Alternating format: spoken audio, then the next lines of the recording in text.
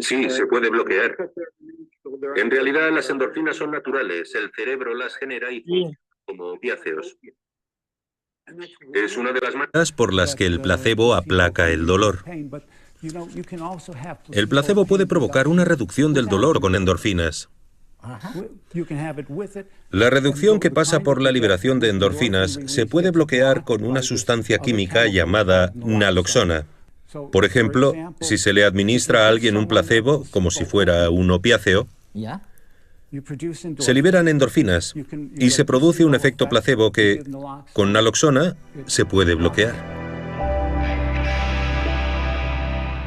El efecto placebo parece magia, pero no lo es. Porque ahora sabemos que el cerebro produce sus propios fármacos. Uno de esos fármacos son las endorfinas. Estas sustancias producen un estado de bienestar y alivian el dolor porque son semejantes a la morfina y a la heroína, a las que se conocen como opiáceos. Alguien con un dolor de muelas puede experimentar una mejora si le damos un placebo. Y el alivio que sentirá será el resultado de la producción de endorfinas en su cerebro. ¿Y cómo hemos descubierto este proceso? Con la ayuda de la naloxona.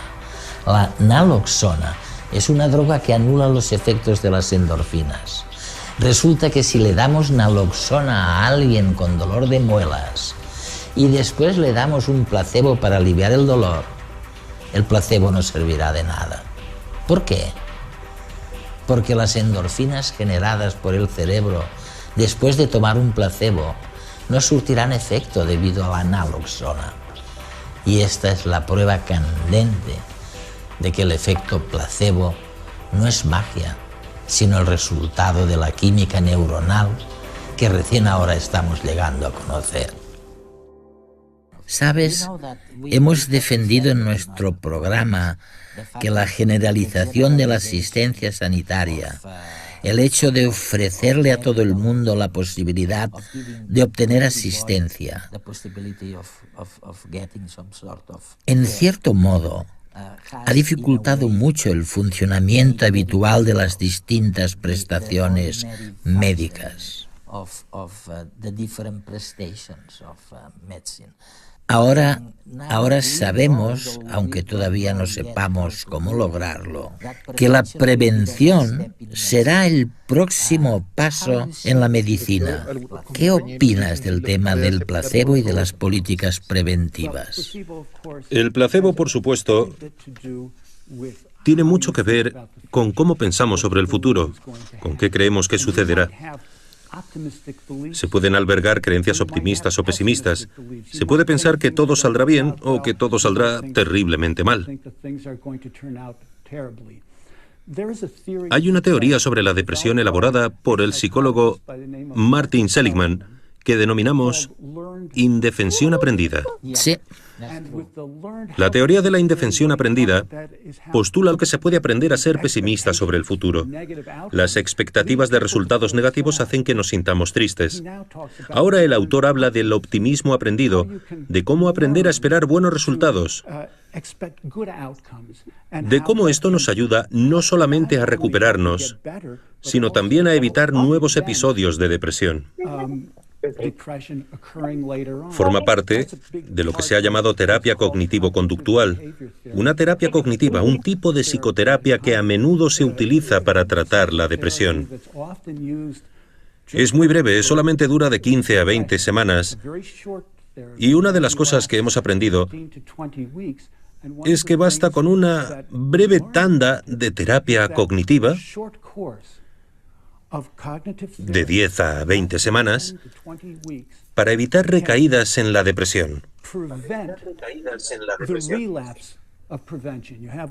Hay pacientes deprimidos que mejoran, pero muchos empeoran de nuevo, sufren recidivas y vuelven a deprimirse. Un tratamiento de corta duración con terapia cognitiva puede evitar recaídas. De modo que sí. Plantearse las expectativas, la manera de ver el mundo de los pacientes, Y ayudarlos a encontrar maneras más adaptativas de ver el mundo les ayuda no solamente con fines de tratamiento, sino también de prevención.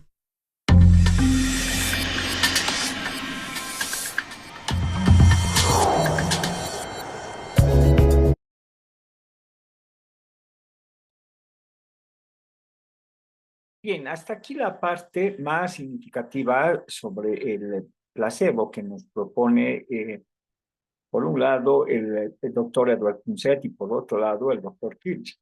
Ahora vamos a ver la segunda parte de este video. Bueno, no de este mismo video, sino de otro capítulo de este programa de la serie Redes. Les confieso que personalmente me gusta mucho porque sobre el placebo podemos encontrar mucho en Facebook o en YouTube, perdón.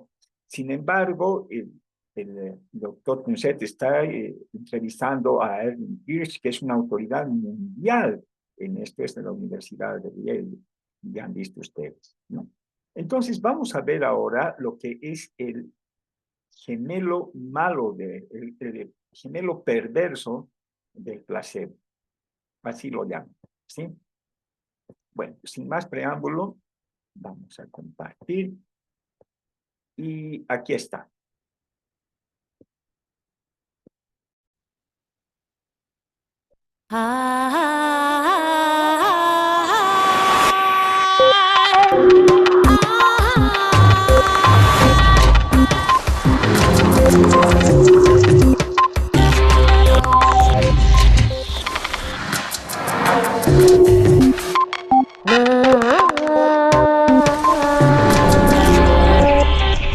Al deprimirte, te sientes desvalido y te convences de que jamás mejorarás, y esa convicción prolonga la depresión.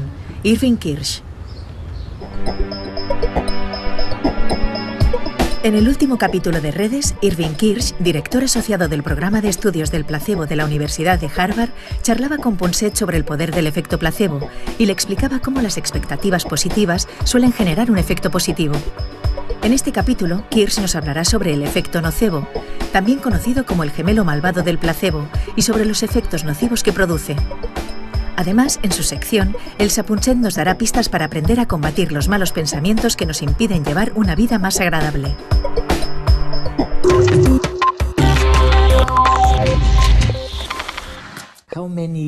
¿Cuántos años han pasado desde que empezasteis a investigar sobre el efecto placebo?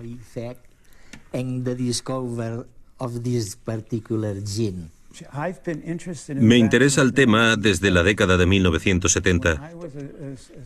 Cuando todavía era un estudiante, en los 70, empecé a interesarme por el efecto placebo y por las expectativas, y decidí centrarme en eso. Ha sido la base de mi carrera académica desde entonces. Increíble, ¿no? Sin duda te sientes un poco más feliz que hace 20 años. Me siento mucho mejor, porque ahora, en lugar de saber poquísimo sobre el placebo, sé un poco más, y además soy consciente de todo lo que aún nos queda por conocer, y eso lo hace aún más apasionante. Sigue habiendo mucho, mucho por aprender. En este sentido, las personas con genes sensibles al placebo son más fáciles de tratar que las que carecen de dichos genes. O vamos a ver, ¿es una bobada? ¿Y no existen personas con genes que les hagan responder mucho o poco al placebo? Mira, si me hubieras hecho esa misma pregunta hace 2 años, te habría respondido: los datos apuntan a que todo el mundo responde al placebo. A veces lo hace una persona, a veces otra. Eso te habría respondido hace 2 años. Sin embargo, acabamos de finalizar un estudio que creo que se publicará muy pronto, en el que hemos descubierto un gen que predice la respuesta de los pacientes al placebo. al placebo. Especialmente al placebo que viene acompañado de una buena relación terapéutica. El estudio estará disponible muy pronto. Este es Vance Vanders. Vance recela de los médicos y, cuando enferma, visita al curandero de su pueblo, en el estado de Alabama, en los Estados Unidos. Este es el curandero, furioso con Vance porque no tenía dinero para pagarle los amuletos que le había preparado. El curandero le hizo un hechizo y le dijo que moriría a los pocos días. 2 semanas después, Vance estaba moribundo. En contra de su voluntad, su familia lo lleva al hospital. Ningún médico pudo encontrar la causa de su enfermedad ni hacer nada que mejorase su estado. Este es el Dr. Drayton Doherty, después de que la esposa de Vance le contara lo del hechizo. Aquí vemos a Vance retorciéndose y vomitando después de que el Dr. Doherty le inyectara un vomitivo. Y este es el Dr. Doherty haciendo que sacaba una lagartija del vómito de Vance. La lagartija estaba escondida en la manga del Dr. Doherty. Ahora vemos al médico mostrándole la lagartija a Vance y diciéndole que le estaba comiendo las tripas desde dentro de la barriga. El doctor se había inventado la historia de que había amenazado de muerte al brujo para que le dijera cómo curar a Vance. Este es Vance, poco tiempo después, sano y salvo. Y todavía no hemos abordado lo que llamáis el efecto nocebo. Sí. Quiero decir, admitir que las expectativas negativas también pueden provocar efectos perjudiciales. Que no solamente hay expectativas positivas. Si uno espera que algo vaya mal, pueden producirse efectos nocivos. ¿Es verdad? Desde luego. Hay quien llama al efecto nocebo el gemelo malvado del placebo porque, en un caso, tenemos expectativas positivas y buenos resultados. En el otro, expectativas negativas y malos resultados. Si le dices a alguien que lo que está tomando puede causar varios síntomas, se pueden provocar dichos síntomas. Eso explica lo que se ha llamado enfermedad psicogénica o enfermedad psicogénica masiva, también conocida como histeria colectiva. Algo así como cuando alguien sufre un síntoma y dice, vaya, tiene que haber sido por tal y cual. Los demás lo escuchan. Y si se han visto expuestos a lo mismo, gritan, a mí también me pasa. ¿Han oído bien? O sea, realmente estamos demostrando, sino sugiriendo, que realmente cuando decimos que una sustancia determinada va a producir un efecto en nuestro cuerpo negativo, es lo que ocurre de verdad. Es algo que, ¿sabes? Lo viví durante 4 o 5 años en Haití. Allí tuve la ocasión de aprender un poco sobre el vudú. El vudú consiste en abrir la mente a la posibilidad de que las expectativas negativas puedan de hecho tener consecuencias malas. Y debo decir que, intenté conocerlo mejor, pero es muy difícil cuando no eres de allí. Recuerdo muy bien que de noche se oía música desde Pétionville, bam, bam, bam, bam, a lo lejos, en las casas donde obviamente se estaban celebrando algunos rituales de vudú. Y también recuerdo ir por la calle y ver a una persona presa de la desesperación, que se creía víctima del vudú. Pero jamás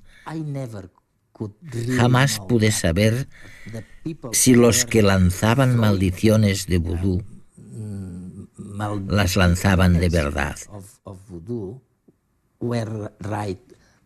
¿Habéis observado algo así en cualquier caso? Un antropólogo llamado Cannon estudió el fenómeno de la muerte por vudú y llegó a documentar casos de personas a quienes los hechiceros, los que practican el vudú, les habían dicho que morirían, que estaban malditos, que iban a morir. Y en algunos casos la gente murió de verdad.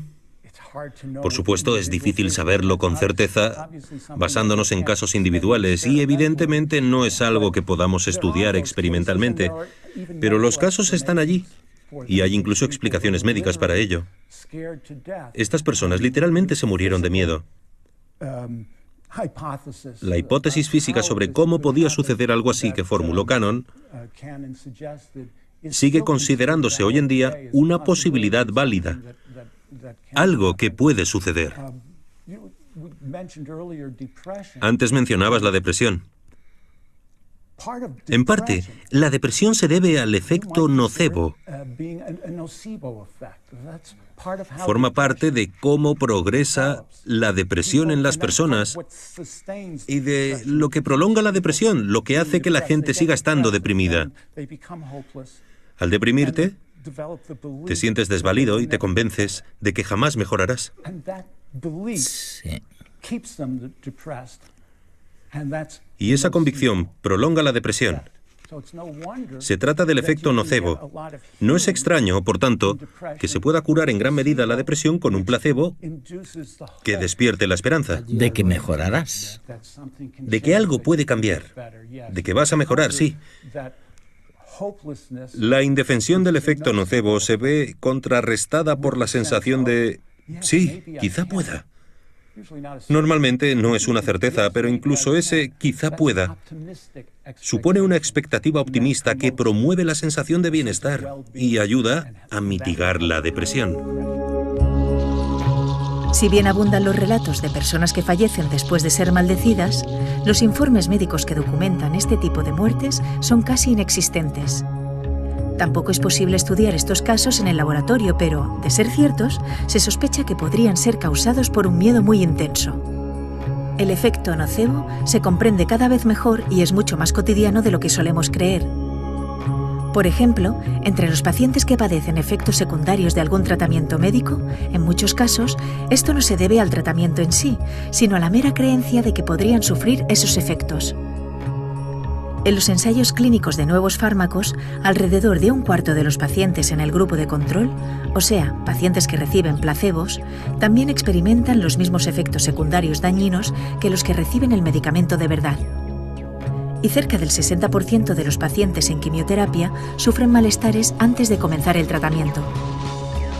Las personas que creen tener un riesgo alto de contraer algunas enfermedades son más propensas a adquirir estas dolencias que las personas que no tienen esa creencia. Según se demostró en un estudio, las mujeres que creían que eran particularmente propensas a ataques al corazón tenían casi 4 veces más probabilidades de morir de enfermedades coronarias que otras mujeres con los mismos factores de riesgo. A veces, los peores hechiceros no están en la calle, sino dentro de nuestros cerebros.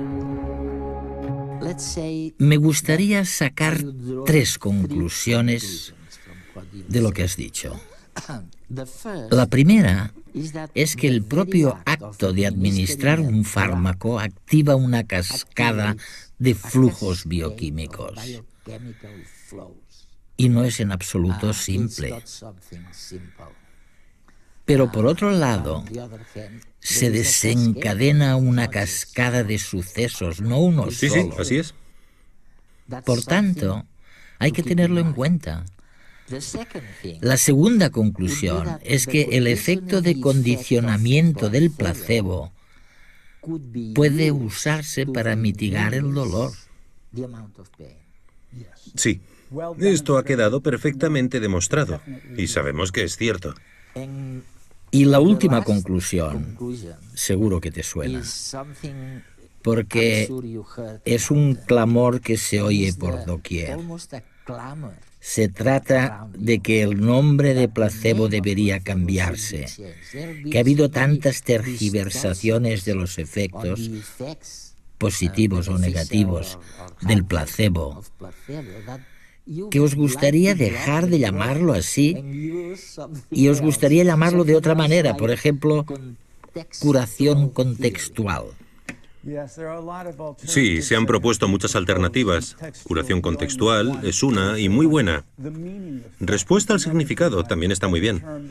Es un término acuñado por un antropólogo en la Universidad de Michigan, Dan Moorman, y me parece excelente. El problema, en mi opinión, es que es muy difícil cambiar el lenguaje. No creo que vaya a suceder. Para bien o para mal, nos quedaremos con el término placebo. Sin embargo, una de las cosas que he constatado, y creo que ha empezado a pasar ahora, o por lo menos en los últimos 10 años, primero entre científicos y médicos, y luego los medios de comunicación se han ido interesando más por el tema, es que la connotación de la palabra placebo, la sensación que suscita, está cambiando. Poco a poco va siendo cada vez menos negativa.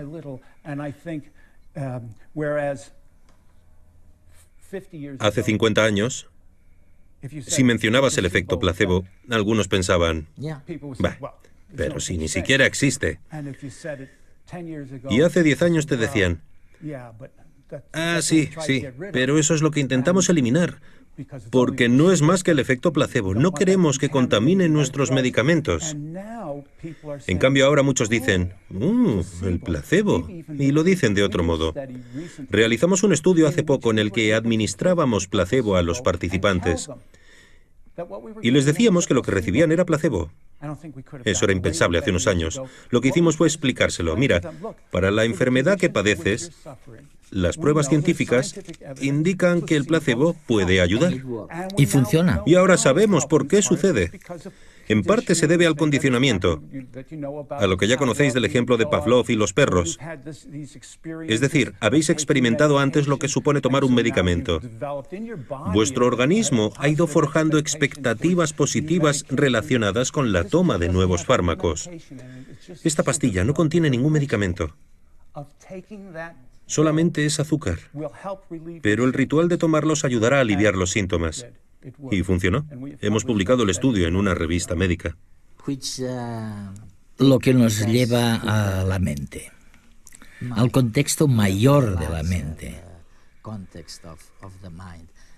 Hay una última cosa que me encantaría que les contaras a los telespectadores. Cuando van al médico o a alguien que creen que puede ayudarles, pueden recibir cápsulas, píldoras o inyecciones. Al parecer, tenéis una hipótesis sobre cuál de las tres es más eficaz. Aparentemente, ¿puedes decirnos cuál de las tres me iría mejor? De hecho, sabemos cuál es más eficaz. Sabemos que las cápsulas son más eficaces que las píldoras, que las inyecciones van todavía mejor que las cápsulas, que 2 píldoras funcionan mejor que una sola, y 4 todavía mejor. Y también sabemos que el placebo más eficaz de todos es la falsa cirugía. La cirugía que en realidad es placebo. Se ha practicado en algunos ensayos clínicos donde tras realizar una incisión a los pacientes se los volvía a coser sin ninguna intervención más. El efecto placebo es tremendo.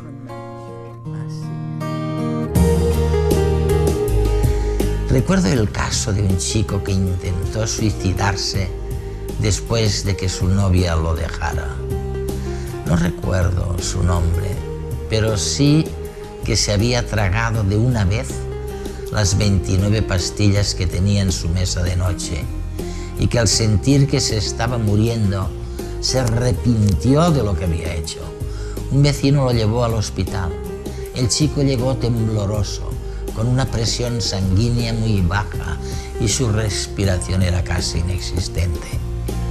Los médicos hicieron todo lo que había que hacer en estos casos, pero el chico no mejoraba. Y lo más curioso, el examen toxicológico no indicaba ningún envenenamiento. Al poco rato llegó la prueba de que las pastillas que el chico había tomado eran de azúcar. El joven participaba de un ensayo clínico de un medicamento nuevo y sin saberlo estaba en el grupo de control. El chico se había dado una sobredosis de placebo. 15 minutos después de conocer la verdad, el chico lloraba de alivio y su presión sanguínea volvía a ser normal.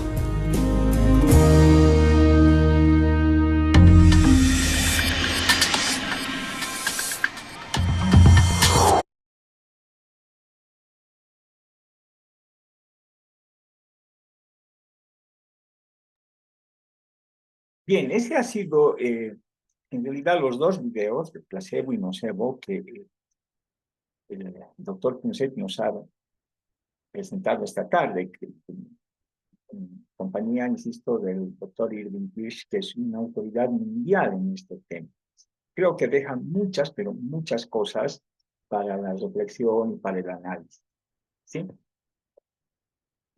Por favor, veo que no todos han puesto su nombre en el chat. Les pido encarecidamente que pongan su nombre en el chat. ¿Ya? Bien, finalmente, para no darles lata, voy a compartir con ustedes un video que personalmente me gusta mucho. No tiene que ver específicamente con ética médica desde el punto de vista de la ética en el sentido literal. Pero aquí es el doctor Facundo Manes, un neurocientífico argentino de fama mundial, que nos va a hablar de los secretos del lóbulo frontal. Es realmente impresionante la forma en que presenta el doctor Manes, y yo les pido que observen ustedes qué referencias hace el doctor Manes a la ética, ¿sí? En diferentes momentos, no de manera explícita, sino más bien de manera implícita, va a hablar de la ética. Y esto nos tiene que hacer pensar y reflexionar. Les confieso que el doctor Manes es uno de mis influencers, ahora que está de moda la palabrita, ¿ya? Entonces, no vamos a terminar de ver el video hoy por el tiempo, pero hasta donde nos dé el tiempo, veámoslo y luego lo completamos y lo comentamos, ¿sí? Se acaba la sesión y pues nos despedimos. Les agradezco mucho su atención y nos reencontramos, Dios mediante, la próxima semana. No sé si de manera virtual o de manera ya presencial. Pero miren este video, me encanta.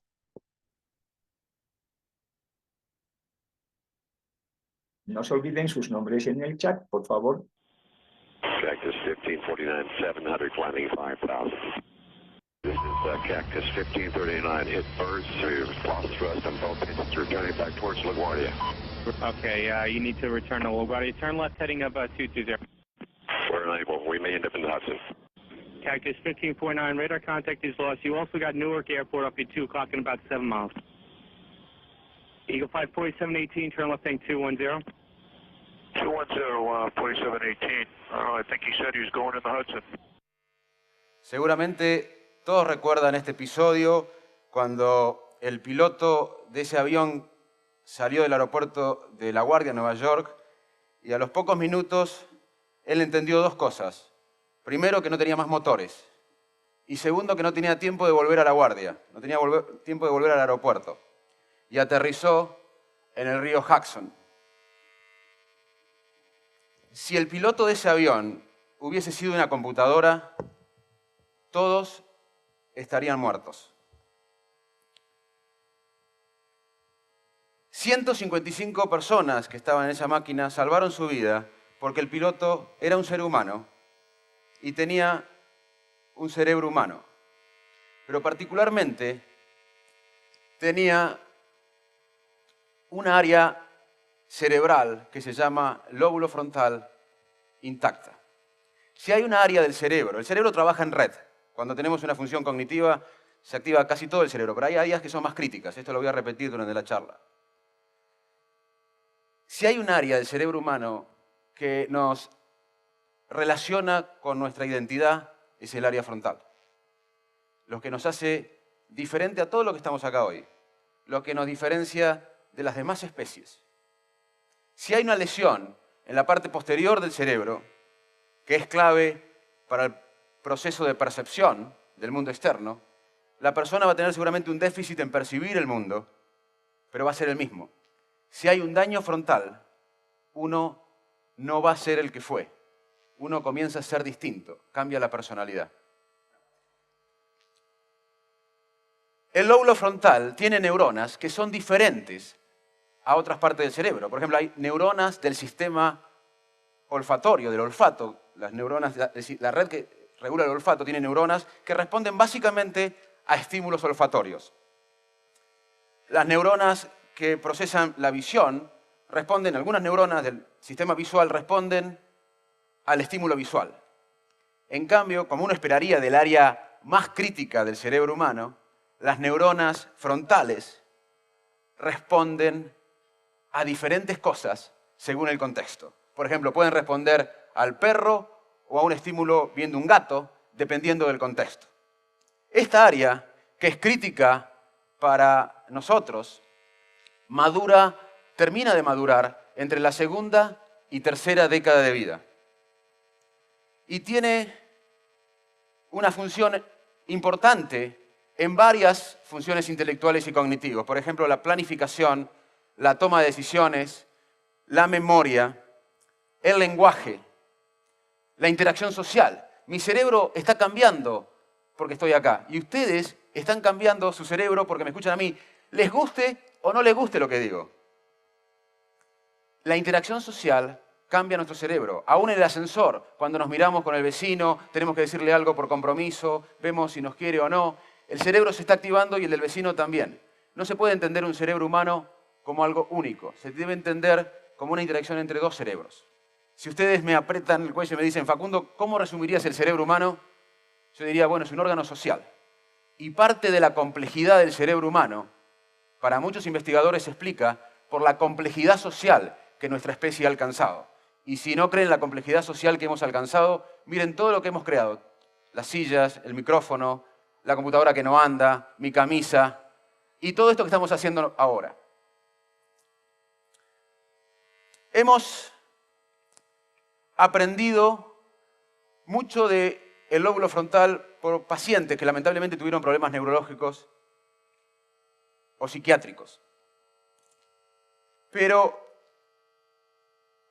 también aprendimos por la nueva tecnología, las imágenes. Hoy podemos estudiar el cerebro con aparatos que ven in vivo qué pasa en nuestro cerebro cuando imaginamos, cuando memorizamos. Y la memoria humana no es una sola, hay diferentes tipos de memoria. Hay una memoria de dónde y cuándo. Yo me recibí tal día en tal lugar. Hay una memoria que es una memoria episódica y que hay un área clave que es hipocampo. Hay otra memoria que es la que estoy usando yo ahora, que es memoria online. Yo estoy tratando de decir palabras que no dije unos segundos antes. O también cuando ustedes tienen un número, o yo tengo un número de teléfono en la cabeza, lo marco, hablo con la persona y me olvido, es una memoria más online. Esta memoria sí tiene mucha dependencia del lóbulo frontal. Pero hay otras memorias que sabíamos por lesiones y por estudios de animales que no eran tan importantes el lóbulo frontal. O la memoria semántica, saber que Montevideo es la capital de Uruguay. No sabemos cuándo aprendimos eso. Esa memoria es un concepto, como que esto es una camisa. Hoy sabemos por las técnicas de imágenes que el lóbulo frontal se activa en todas estas memorias en el humano. Cuando tiene una memoria autobiográfica, una memoria semántica, una memoria online, una memoria episódica, además de otras partes del cerebro que sabíamos por animales y por humanos, hoy sabemos que en vivo el lóbulo frontal juega un rol importante.